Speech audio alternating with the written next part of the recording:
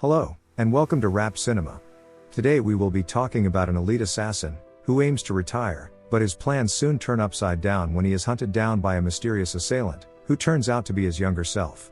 So sit back, relax and enjoy. The movie starts off displaying a train station in Belgium, with four serious-looking men sitting together on the train.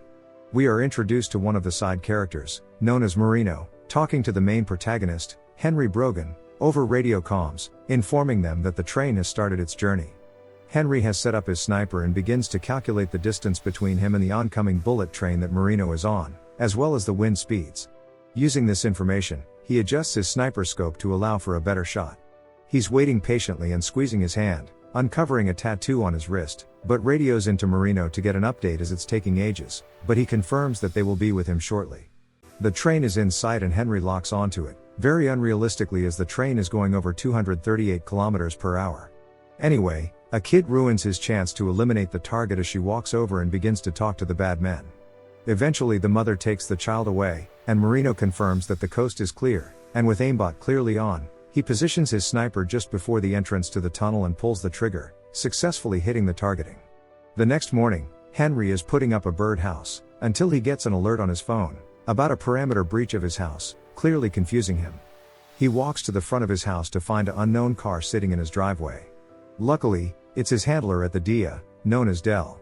They begin to talk about his recent target, but here, Dell confirms for us that Henry is the best in the game, with his history, shooting and timings, but with 76 kills on his record, Henry is retiring, which puts Dell in a sticky situation as he has to find a replacement.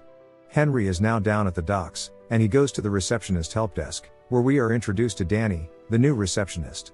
We skip to Henry out in the sea, with the hope to do some fishing, until his old associate pulls up in a massive yacht, known as Jack. Henry boards the yacht and they begin talking, until Jack helps him up, uncovering the same tattoo that Henry has. They sit down and begin to talk business, until Jack pulls up a photo of Henry's recent target, stating that Henry might be in trouble. To Henry's knowledge, the target was a terrorist, but in reality, he was a molecular biologist, meaning that someone modified his record, so that he was killed with no questions asked, but they are unsure of who. Henry is able to convince Jack to tell him who told him this information. The camera cuts to the DIA in Virginia, spying on the yacht that Henry and Jack are on and listening to their conversation, and it's here where we're introduced to Janet Lassiter, the director of DIA, and Clay Veris, the director of the Black Ops human cloning organization known as Gemini. They are talking about Henry and his retirement. Janet states that he will be contained after he retires, but Clay insists that this is a bad idea. After going back and forward, Janet agrees to let her teams know that Henry has gone rogue, which Clay still is not happy with as he insists that they use Gemini. The camera cuts back to Henry on his boat, until he stops and pulls out some sort of tracking device. The issue here is, how did he know that the tracker was there in the first place? Anyway, he walks back to the help desk to talk to Danny about the device he found, and asks her if she is in the DIA. She is confused at this, but Henry keeps asking questions about Dell and if she was sent to spy on him. She ignores this and attempts to assist a customer, until Henry asks her out for a drink, which she agrees to. Later that evening Henry meets up with Danny, and they begin talking, but the conversation doesn't last long as he reveals a copy of her DIA license. With no more excuses, she reveals that her cover is now officially blown. After all of their special secret agent talking, they finally leave the bar, where Danny reveals that she will most likely be sent to surveillance someone else. She asks the question we all want to know. Henry, why are you retiring? To which he responds that he struggles to look himself in the mirror because of his past. The camera cuts to Jack and his mistress chilling on the yacht, with the mistress looking out at the stars, until a weird thump is heard. Jack grabs his gun and begins to investigate, until two men in scuba gear kill him, and dunk their bodies in the ocean. We are shown Henry in bed, with an alarm ringing at his side, about another perimeter breach. He looks out the window to find two gunmen running across his garden. He climbs down to his underground bunker and phones Jack. Lol rip. While he's waiting, he grabs an assault rifle out of his bag and loads it up. With Jack not answering, he phones Marino to warn him that people are after them and to leave his location immediately, until a sniper bullet is heard hitting him on the other end of the phone. Gunmen are circling his house and holding down sniper positions, but Henry is able to pick off a couple guards. He makes his way out of the house and kills another two gunmen who are taking cover further away, which I'm shocked that he was able to even see as it's pitch black. Danny is shown in bed and getting woken up by Henry, who stands there creepily. He reveals that a team was sent to kill him, and that she will most likely be next. Danny runs to the help desk to grab the keys for a boat, but a gunman appears behind her. She attempts to disarm him but gets thrown to the floor, and after wrestling her way back up, she gets him to the ground and knocks him out. They find out here that it was Janet Lassiter that organized the hit.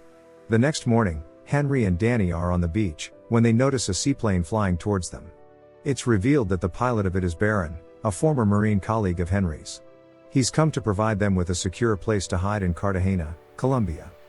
At the new safe house, Henry is woken up by some unusual noise outside. He looks out the window and notices someone jumping over the wall. He gathers his equipment and goes to Danny to warn her, as well as Barron. Henry leaves the building and continues walking down the street, but the gunman is following him on the rooftop and they start to shoot at each other. Henry takes cover behind a car, meanwhile the gunman still has the high ground. Henry runs away again to find another hiding spot and gears up to fight this unknown assailant.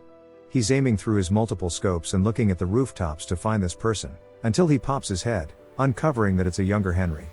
Before he has time to figure out what is going on, the younger Henry shoots at him, causing him to run off again. He's able to steal a motorbike and drive recklessly through the town to escape this younger clone, but this does not work as the clone catches up to him.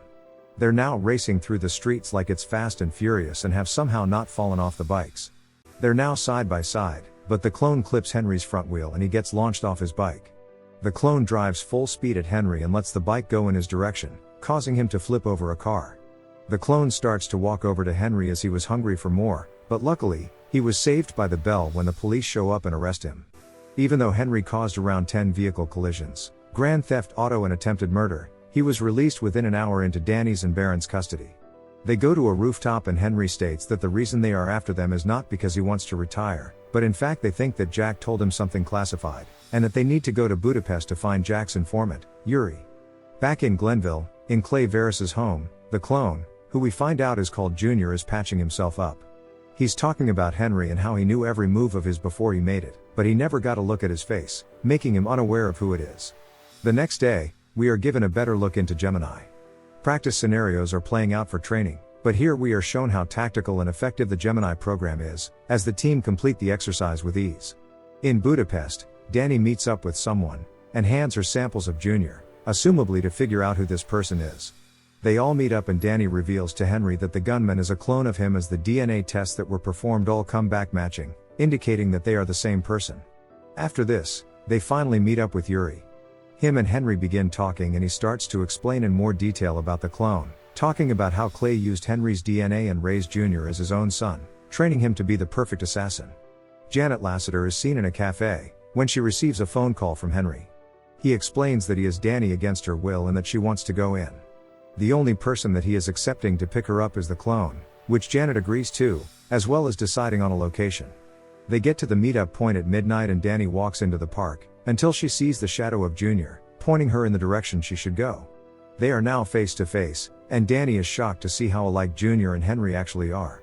She is led to the courtyard, where Junior asks her to strip down to ensure she's not wearing a wire.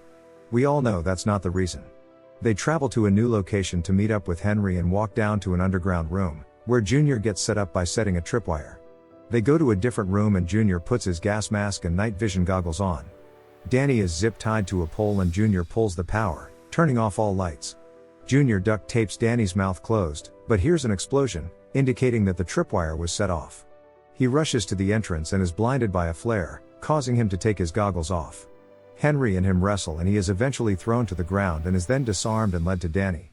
He cuts her free and they begin talking about Clay Veris and explains details about himself to convince Junior that he is a clone. However, Junior isn't having any of this and they start to fight again. It's like UFC down in these rooms, with the beautiful combinations, body slams and ground and pounds, but they both fall through a wall and land in a pool of water. Henry is being drowned, but Danny comes down and shoots Junior in the arm, causing him to let go. Henry is dragged to safety, while Junior swims off into the distance. We're now back in Georgia, in the Gemini HQ, and Junior walks in on Clay and confronts him about how he lied to him about where he came from. He's clearly upset as he keeps on talking about how he was told that his parents dropped him off at a fire station, but Clay argues back.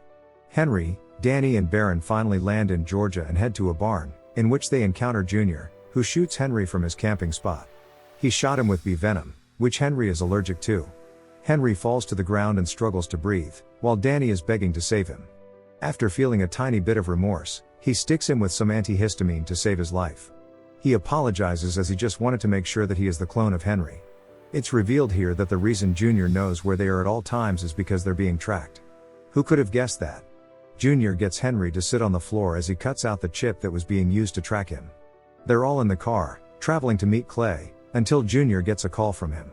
He's asking if he is with Henry and that he should run, indicating that something bad might happen. However, Junior isn't listening to him. Maybe he should have though, because when they turn the corner, they encounter a man with an RPG, with a tank beside him. They shoot the RPG at them, but they're able to get out of the van just in time. Unfortunately not Baron though, as he wasn't able to get out quick enough. They rush into a shop for cover as the military vehicle pulls up on the street outside, with numerous soldiers getting out, similar to the practice scenario in the Gemini HQ, shown earlier in the video. Clay is on a rooftop near them, radioing in to one of the team's captains demanding that all men need to fall back, but Junior interrupts him as he makes his way onto the rooftop and demands that he tells his men to stand down. We're brought back to Henry and Danny in the shop, and getting hundreds of bullets shot at them from a soldier in the military vehicle. They crawl across the floor to get to safety and to avoid any oncoming gunshots. They are at the back of the shop now, and luckily the gunman is out of bullets. They kill 2 gunmen walking through the doors and pick up their weapons. They kick the shop door down and unleash their bullets into the other soldiers. Meanwhile, Junior is up on the rooftop with Clay, fighting him for the radio.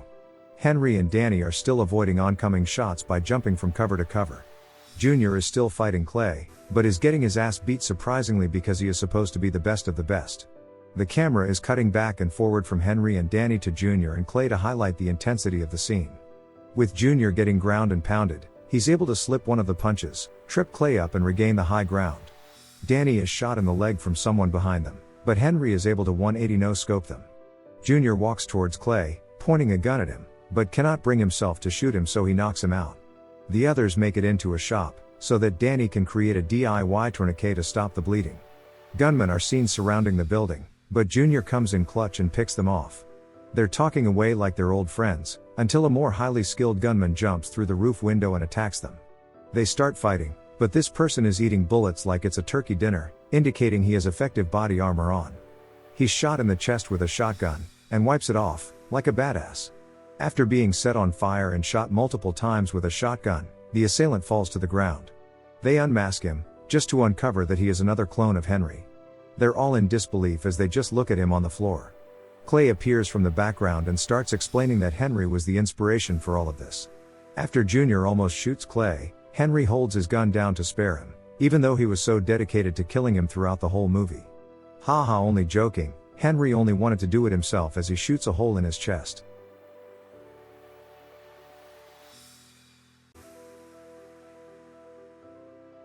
The movie ends 6 months later with Henry and Danny talking at a university, and seeing Junior walking with some friends and, actually seeming happy.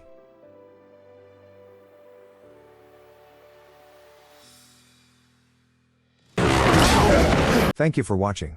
Be sure to like and subscribe, and remember to turn on notifications to get the best rap cinema updates.